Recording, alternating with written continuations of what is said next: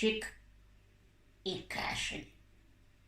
В одном мальчике поселился кашель, и врачи не могли выгнать его из мальчика, и поэтому кашель обкашливал всех вокруг.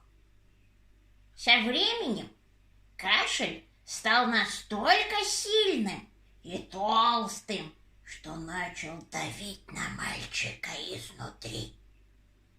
Никто не мог помочь мальчику, пока один умный доктор не придумал, что можно одеть на мальчика медицинскую маску.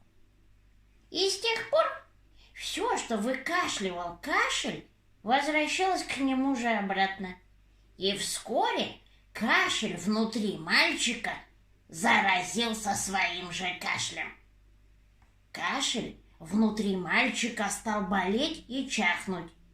И скоро стал таким слабым, что когда мальчик в последний раз сильно кашлянул, то он выкашлял весь свой кашель в свою же маску. Маску тогда быстро сняли и выбросили в мусорку.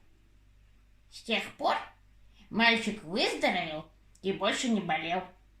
Но все равно, на всякий случай, он носил в кармане запасную маску. Мальчики и девочки, если вы кашляете или чихаете, одевайте маску.